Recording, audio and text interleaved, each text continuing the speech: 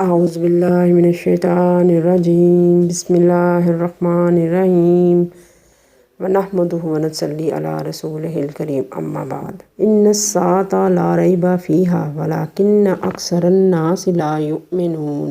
بے شک قیامت کے آنے میں کوئی شک نہیں لیکن زیادہ تر لوگ ایمان نہیں لاتے۔ عقیدہ آخرت قیامت کے تصور کے بغیر نامکمل ہے۔ یوم الآخر یا آخرت کے دن سے مراد قیامت ہے۔ قیامت کا دن ہماری موجودہ دن رات یعنی نظام شمسی کے لحاظ سے جو دن رات اس دنیا میں ہم دیکھتے ہیں کی طرح نہیں ہوگا بلکہ یہ 50,000 سال لمبا ہوگا، جیسا کہ سورۃ المعارج میں بیان ہے۔ سورۃ الف لام میم سجدہ میں اس دن کی مسافت 1000 سال کے برابر بتائی گئی ہے۔ واللہ عالم۔ قیامت کے لیے قرآن میں یوم الدین، یوم التغابن، یوم الفتح، القاریہ، الغاشیہ، الحاقہ، یوم الفرقان کے الفاظ استعمال ہوئے ہیں، یعنی یہ سب قیامت کے نام ہیں۔ قیامت اجتماعی موت کا نام ہے۔ اس کے مقررہ وقت کا علم صرف اللہ تعالیٰ کو ہے، لیکن رسول اللہ صلی اللہ علیہ وآلہ وسلم کی احادیث سے معلوم ہوتا ہے کہ قیامت جمعہ کے دن 10 محرم کو آئے گی۔ اس کا سال کون سا ہوگا اس کے بارے میں نہیں بتایا گیا۔ قرآن حکیم میں آخرت کے ہولناک مراحل کا تذکرہ موجود ہے۔ یہی مراحل عقیدہ آخرت کی بنیاد ہیں۔ قیامت آخرت کا پہلا مرحلہ ہے۔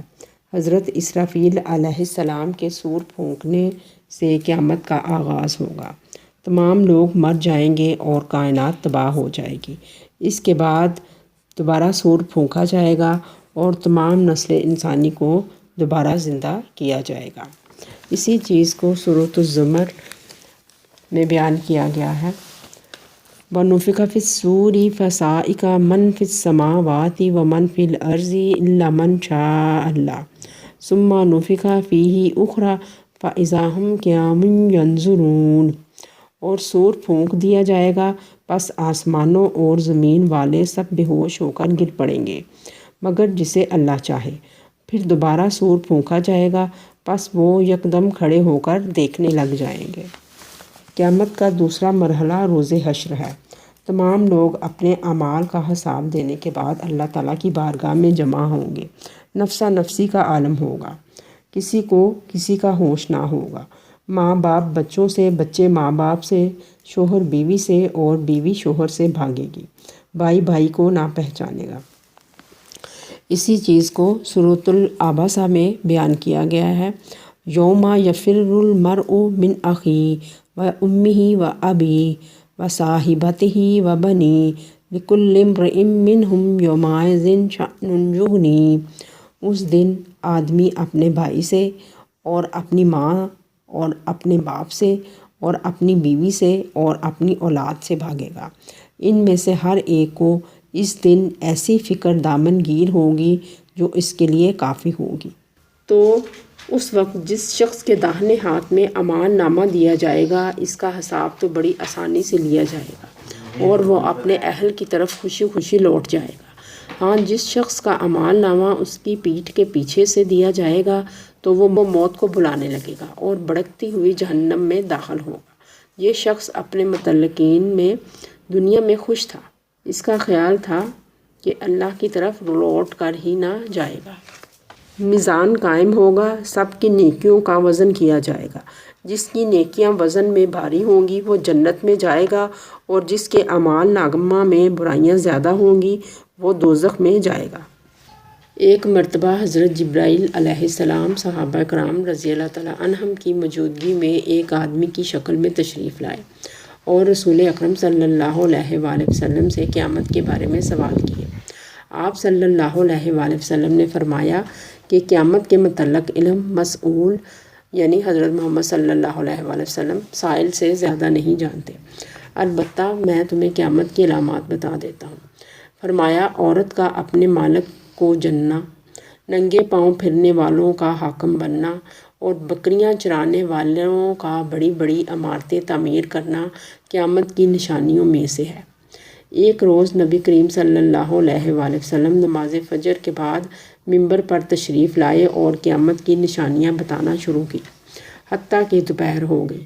آپ صلی اللہ علیہ وآلہ وسلم نے نماز ظہر پڑھائی اور اس کے بعد دوبارہ سے قیامت کی نشانیاں بتانا شروع ہو گئے، حتیٰ کہ عصر ہو گئی۔ عصر کے بعد آپ صلی اللہ علیہ وآلہ وسلم نے دوبارہ سے قیامت کی نشانیاں بتانا شروع کی، حتیٰ کہ مغرب ہو گئی۔ قرب قیامت کی دو بڑی نشانیاں خاتم النبیین کا آنا اور شق قمر یہ پوری ہو چکی ہیں۔ ذخیرہ احادیث سے قیامت کی جو نشانیاں ملتی ہیں ان کو علماء نے 3 حصوں میں تقسیم کیا ہے۔ نبی کریم صلی اللہ علیہ وآلہ وسلم کا ارشاد مبارک ہے کہ قیامت سے پہلے فتنے ظاہر ہوں گے۔ آپ صلی اللہ علیہ وآلہ وسلم نے امت کو نہ صرف ان فتنوں سے آگاہ فرمایا بلکہ ان فتنوں کی شدت سے بھی وضاحت کے ساتھ خبردار کر دیا۔ حدیث نبوی میں ہے، میں آنے والے فتنوں کو تمہارے گھروں میں بارش کے قطروں کی طرح گرتا ہوا دیکھ رہا ہوں۔ قرآن ہمیں بتاتا ہے کہ کائنات کا یہ سارا نظام ایک روز درہم برہم ہو جائے گا۔ رسول اکرم صلی اللہ علیہ وآلہ وسلم نے قیامت کے بارے میں امت کو تفصیل سے بتا دیا ہے۔ قیامت کی تمام نشانیاں اس طرح بیان کی گئی ہیں جیسے قیامت کے تمام مناظر آپ صلی اللہ علیہ وآلہ وسلم کے سامنے لا کر رکھ دیے گئے ہیں اور آپ صلی اللہ علیہ وآلہ وسلم وہاں سے دیکھ کر بتا رہے ہیں، جہاں کوئی کھلی کتاب آپ صلی اللہ علیہ وآلہ وسلم کے سامنے موجود ہے جس سے دیکھ کر آپ تمام جزیات بیان کر رہے ہیں۔ فتنوں کے دور میں یہ نشانیاں رسول اکرم صلی اللہ علیہ وآلہ وسلم نے بتائی ہیں۔ قیامت کے قریب ہر طرف آزمائشیں اور مصیبتیں ہوں گی۔ بعض فتنے اتنے شدید ہوں گے کہ دور سے جھانکنے والا بھی ان فتنوں میں مبتلا ہو جائے گا۔ والدین کی نافرمانی عام ہوگی۔ قرآن و حدیث پڑھائے اور پڑھے جائیں گے لیکن ان پر عمل نہیں ہوگا۔ فحاشی عام ہوگی۔ بظاہر عقل مند، مدبر اور ایماندار نظر آنے والے لوگ بھی بیاباطن بے ایمان ہوں گے۔ جھوٹی گواہیاں عام ہوں گی۔ وعدہ خلافی عام ہوگی۔ قطع رحمی کی کثرت ہوگی۔ ہمسایہ سے برا سلوک کرنا اور ان کے حقوق کی پرواہ نہ کی جائے گی۔ خود غرضی عام ہوگی۔ بوڑھے جوانوں سے مشابہت اختیار کریں گے۔ بدعات کی کثرت ہوگی۔ جھوٹ عام ہوگا۔ گانوں کی آوازیں ہر طرف سنائی دیں گی اور آلات موسیقی عام ہوں گے۔ کثرت زنا اور شراب نوشی عام ہو جائے گی۔ حرج عام ہوگا، یعنی قتل کرنے والے کو یہ علم نہیں ہوگا کہ اس نے قتل کیوں کیا ہے اور قتل ہونے والوں کو یہ علم نہیں ہوگا کہ اسے کیوں قتل کیا جا رہا ہے، جیسے بم دھماکے یا بایو وارز وغیرہ۔ عورتیں لباس پہننے کے باوجود ننگی ہوں گی۔ مسلمان یہود و نصارہ کی پیروی کریں گے۔ قلم کا ظہور ہوگا، یعنی اخبارات، رسائل، ریڈیو، ٹی وی، انٹرنیٹ وغیرہ عام ہو جائے گا۔ علامات سورہ، علماء کی انبات کثرت سے ہوں گی اور لوگ جاہلوں کو اپنا رہنما بنا کر ان سے مسائل دریافت کریں گے اور وہ علم کے بغیر فتوے دے کر خود بھی گمراہ ہوں گے اور دوسروں کو بھی گمراہ کریں گے۔ قیامت سے قبل علم دین کی اتنی اشاعت ہوگی کہ اسلام دنیا کے کونے کونے میں پہنچ جائے گا۔ وقت تیزی سے گزرے گا۔ سال مہینہ اور مہینہ ہفتہ کے برابر، ہفتہ دن کی طرح گزر جائے گا۔ عرب کی سرزمین شاداب ہو جائے گی اور وہاں نہریں رواں ہو جائیں گی۔ عورتوں کی کثرت اور مردوں کی قلت ہوگی۔ قیامت کے قریب زلزلوں کی کثرت ہوگی اور لوگ شراب کے نام بدل کر اسے استعمال کریں گے۔ لوگ حرام چیزوں کو حلال جاننے لگیں گے۔ دریائے فرات سے سونے کا پہاڑ نکلے گا۔ نیک لوگ برے لوگوں سے ملنا پسند نہیں کریں گے اور برے لوگ نیک لوگوں سے ملنا پسند نہیں کریں گے۔ اس کے بعد علامات کبریٰ کا ظہور ہوگا۔ علامات کبریٰ میں باب الملاحم کو خاص اہمیت حاصل ہے، یعنی جنگیں ہوں گی۔ مسلمانوں کے ہاتھوں جزیرۃ العرب، ایران، روم فتح ہوگا۔ استنبول شہر ہتھیاروں کے بغیر فتح ہو جائے گا، فقط کلمہ تکبیر پڑھنے سے۔ فتنوں کے دوران ایمان پر قائم رہنے والا بڑا خوش نصیب ہوگا۔ فتنوں کے دوران عبادت میں مشغول رہنے کا ثواب ہجرت مدینہ کے برابر ہوگا۔ فتنوں کے دوران ایمان پر قائم رہنے والوں کو اپنے نیک اعمال کا ثواب 50 اہل ایمان کے ثواب کے برابر ملے گا۔